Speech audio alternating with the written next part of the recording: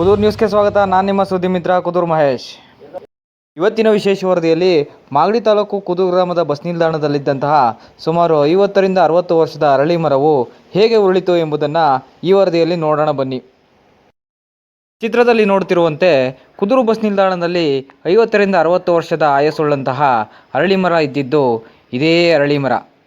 ಆ ಕಾಲದಲ್ಲಿ ಈ ಮರವನ್ನು ನೆಟ್ಟವರು ಕುದೂರು ಗ್ರಾಮದ ಬಸ್ ನಿಲ್ದಾಣದಲ್ಲಿ ಇಡ್ಲಿ ವ್ಯಾಪಾರವನ್ನು ಮಾಡುತ್ತಿದ್ದಂತಹ ಶ್ರೀ ಯಲ್ಲಮ್ಮಜ್ಜಿ ಎಂಬುವರು ಈ ಮರವನ್ನು ನೆಟ್ಟಿದ್ದಾರೆ ಎಂಬುದು ತಿಳಿದು ಬಂದಿದೆ.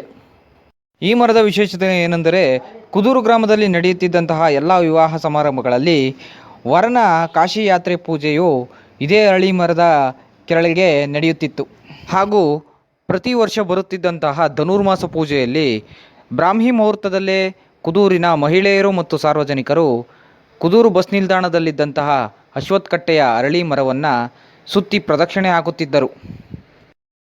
ಅಸಲಿಗೆ ಈ ಅರಳಿ ಮರ ನೆಲಕ್ಕುರುಳಿ ಬಿದ್ದಿದ್ದು ಹೇಗೆ ಎಂದರೆ, 2019 ಮೇ 26ರಂದು ಈ ಅರಳಿ ಮರ ಬಸ್ ನಿಲ್ದಾಣದಲ್ಲೇ 3 ಭಾಗವಾಗಿ ಕೆಳಕ್ಕೆ ಉರುಳಿ ಬಿದ್ದಿದ್ದು.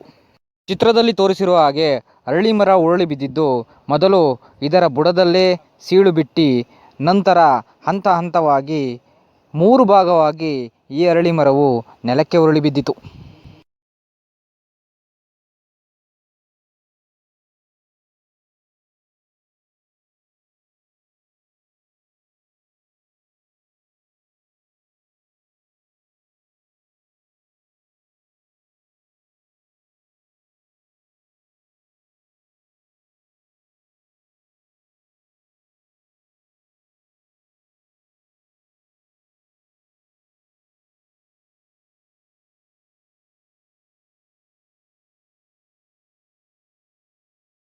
ಈ ಮರ ಬಿದ್ದ ನಂತರ ಮತ್ತೆ ಇದೇ ಜಾಗದಲ್ಲಿ ಮತ್ತೊಂದು ಅರಳಿ ಮರವನ್ನು ಹಾಕಲಾಯಿತು.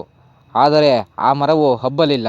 ಅದಾದ ನಂತರ 3ನೇ ಅರಳಿ ಮರ ಸಸಿಯು ಪ್ರಸ್ತುತ ಈಗ ಕುದೂರು ಗ್ರಾಮದ ಬಸ್ ನಿಲ್ದಾಣದಲ್ಲಿ ಕಾಣಬಹುದಾಗಿದೆ.